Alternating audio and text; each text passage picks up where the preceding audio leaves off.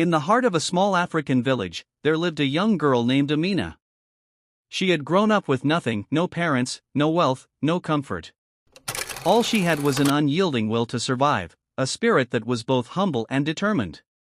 Amina's life had been a series of hardships, but none more difficult than when she found herself at the mercy of Madam Zuri, the wealthiest woman in the village. Madam Zuri owned a sprawling mansion and ruled her household with an iron fist. She was notorious for her cruelty to her servants, and Amina, unfortunately, found herself at the bottom of the totem pole. Amina's days were long, filled with back-breaking chores, and yet no matter how hard she worked, she was never good enough. Madam Zuri would find any excuse to criticize her. Amina's hair was always messy, her clothes always too simple, and her tasks never done quickly enough. The harder Amina tried to please, the worse Madam Zuri's tirades became. And every day, Amina's spirit withered just a little more. She was invisible to the world beyond the mansion's gates, a mere tool to be used and discarded without any thought. On one particularly hot afternoon, as the sun blazed down relentlessly, Amina found herself sweeping the grand entrance hall of Madam Zuri's mansion. It had been a long morning of running errands, cleaning, and cooking, and Amina's hands were sore. Her back ached from bending over, her stomach growled with hunger, and sweat streamed down her face, but she pushed through. She had learned to ignore the pain. Just as she finished sweeping, Madam Zuri stormed into the room, her face twisted in a scowl.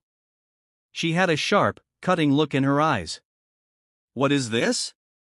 Madam Zuri barked, pointing at the dust still left in a corner of the room. "How hard is it to sweep a floor properly? You think I pay you to do a half-hearted job?" Amina stood frozen, her heart pounding in her chest. She opened her mouth to explain that she had been working non-stop, but before she could say a word, Madam Zuri continued, her voice rising with fury. "Get out! I don't want to see you in this house again. Useless girl." Amina's heart sank.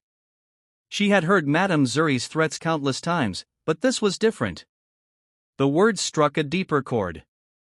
She had been thrown out before, but never with such coldness. For a moment, Amina stood there, paralyzed by shock. But then, something inside her snapped. Without another word, she gathered the few belongings she had and left the mansion, her chest tight with anger and frustration.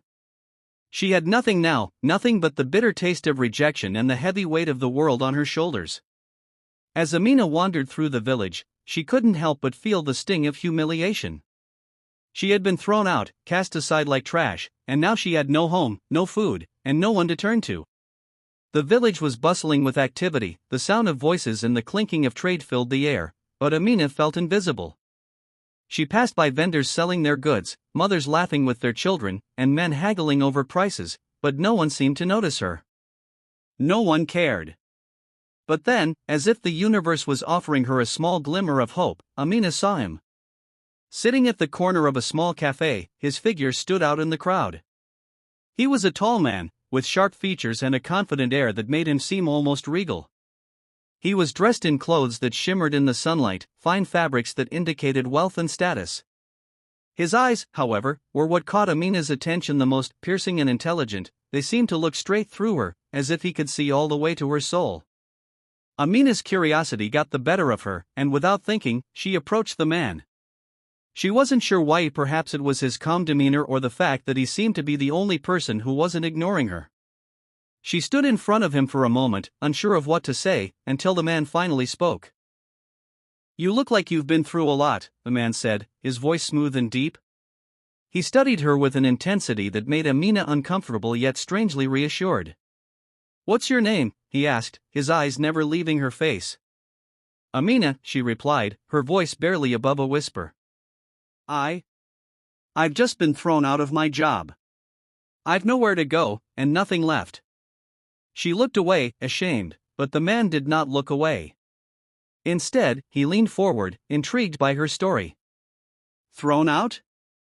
By whom?" the man asked, his tone more curious than sympathetic. Amina hesitated for a moment but then decided to share her tale.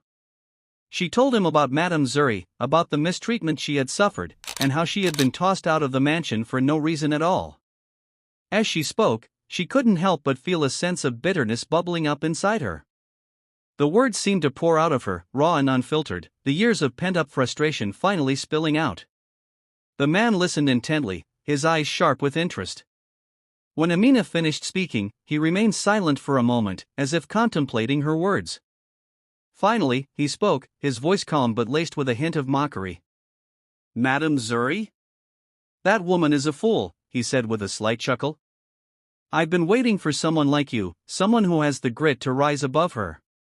You've got a fire in you, Amina. I can see it." His words were strange to Amina, she hadn't expected anyone to see her that way. But there was something about his tone, something confident, that made her listen.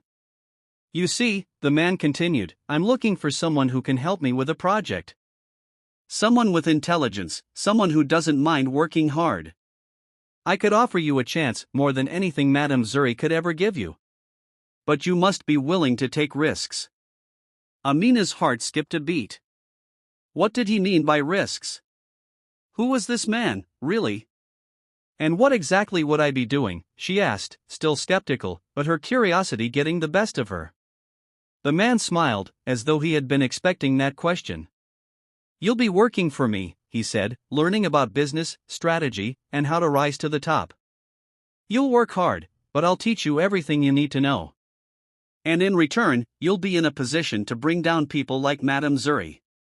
People who think they can treat others however they like." His words stirred something deep inside Amina, a sense of revenge, but also hope. Over the next few weeks, Amina began working with the man, whose name was Malek. He was a young billionaire, known in the village for his wealth and mysterious background. Malek's wealth was not just about money, it was about power, influence, and the art of manipulation. He wasn't interested in building businesses the traditional way. He had a far more calculated approach. Her voice was smooth, every word dripping with the satisfaction of revenge.